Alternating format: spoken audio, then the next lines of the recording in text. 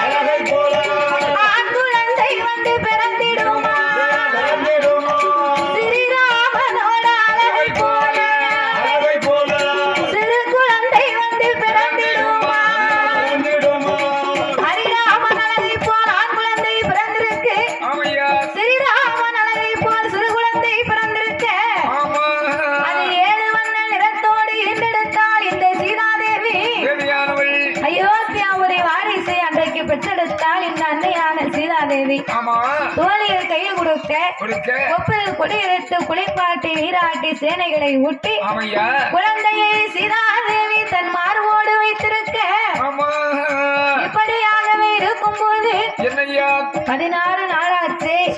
சீதாதேவி பூசை செய்து ரொம்ப நாளாகி விட்டது. ஆத்துக்கு சென்று குளித்து வந்து நீர் எடுத்து கொண்டு பூசை செய்வோம் அப்படின்னு சீதாதேவி பிள்ளையை தொட்டிலே போட்டுவிட்டு சீதாதேவி ஆத்துக்கு தண்ணீர் எடுக்க வேண்டும் என்றே புறப்பட்டு வந்தார். அப்ப வரக்கூடிய நேரத்துல வரக்கூடிய வழியிலே காட்டுக்குள்ளே உள்ள இந்த வானர கூட்டம் எல்லாம் வானரம்னா என்ன? வானரம்னா குரங்கு படை. இந்த வானர குரங்கு எல்லாம் சேர்ந்து அது குட்டிய தன் வயத்திலே கவி கொண்டு கொப்புக்கு கொப்பு கிழக்கு காவி விளையாடுது.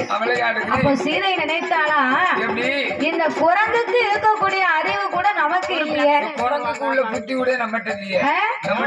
அது குட்டிய தான் கூட தன் வயத்துல வச்சிருக்க குரங்கு நம்ம பிள்ளைய நம்ம தொட்டில போட்டுட்டுலாம் வந்துட்டோம்.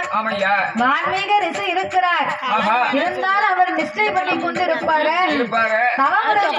குரங்குகள் ஏதாவது வந்து குழந்தை எடுத்துக்கொண்டு போனா என்ன செய்வது அப்படின்னு மறுபடியும் பன்னகசாலைக்கு திரும்பி வந்தார். குழந்தையை எடுத்தார். ரிஷியிடத்துல சொல்லணும்னு பார்த்தா அவர் நிச்சயில இருக்கார். தவத்துல இருக்கும் போது கலைக்க கூடாது அப்படின்னு குழந்தையை மட்டும் எடுத்துக்கொண்டு பார்வதி ஆத்துக்கு சீதாதேவி ஆத்துக்கு வந்து விட்டார். சிறிது நேரம் ஆச்சு. வான்முக ரிஷி நிஷ்டையை முடித்து கண் முடித்து பார்த்தார். தொட்டிலே குழந்தைய காங்கல. ஐயோ, சீதாதேவி நம்மள நம்பிலாம் பிள்ளைய தொட்டில போட்டு போனா ஏதாவது முருகை ஏதாவது அடித்து கொண்டு போயிருக்குமோ வேற யாராவது குழந்தை எடுத்து கொண்டு போயிருப்பாங்களோ? அப்படி என்று அங்கு எங்கோ தேடி பார்த்தார். குழந்தையை காணாத இந்த வான்மீக ரிஷி சீதாதேவி பிள்ளையை எங்கேன்னு கேட்டா நம்ம என்ன வார்த்தை சொல்லுவோம்? என்ன பதில் சொல்வது? கோபம் கொண்டு சீதாதேவி நமக்கு சாபத்தை கொடுத்தா பத்தினி சாபம் பலிக்குமே. அதனால இனிமே நம்ம என்ன செய்யணும் தெரியாம இந்த வான்மீக ரிஷியாகப்பட்டவர் அவர் என்ன செய்கிறார் தெரியுமா? எப்படி? அவரை தற்ப பிள்ளை